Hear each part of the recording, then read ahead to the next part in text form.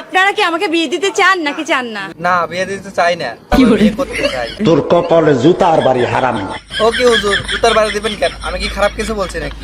একই বিয়ে করলে তো লাভ আর লাভ। এই মনে করেন বিয়ে করলে বউর সাথে বাচ্চা ফেরি, আমার কোনো কষ্টই করতে হবে না। আর এত সুন্দর একটা মেয়েকে কে না বিয়ে করতে চাইবে?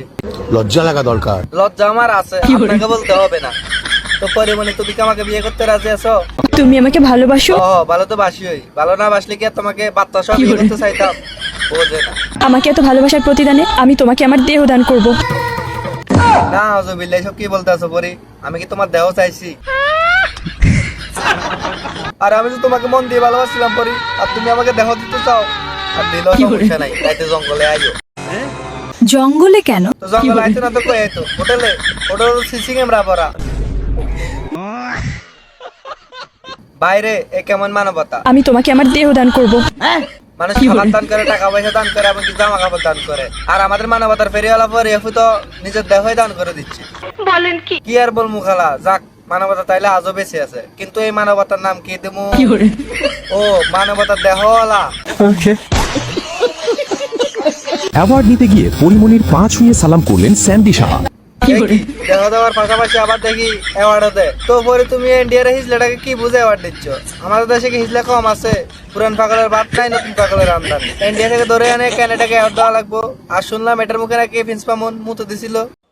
ও আমার উপর মূত্র ত্যাগ করেছিল। আপনার মুখে কে মূত্র ত্যাগ করছিল? প্রিন্স মামুন। না না না, প্রিন্স মামুন কাজটা ঠিক করে নাই। আপনার মুখে মুতা উচিত হয় নাই, আপনার মুখে তো হেগে দেওয়া উচিত ছিল।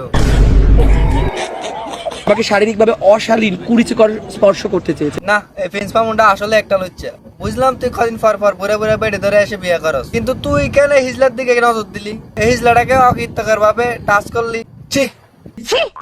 তার উপরে আমি যখন ব্যথায় যন্ত্রণায় ছটফট করতে করতে অজ্ঞান হয়ে যায়। কি বলেন? কিসের ব্যথা, কিসের যন্ত্রণা? মামুন কি আবার আপনার সাথে বায়ু পথে যুক্ত হয়েছে নাকি? তাই তো মনে হচ্ছে। বেচারি লজ্জায় বলতে পারতেছে না, লজ্জায় মুখ লুকিয়ে রাখছে। এ কি, একে আবার সান্ত্বনা দিচ্ছে কে? দেখি। এরকম আমা, এটা পদ্মাশীল পুরুষ লিখন নাকি?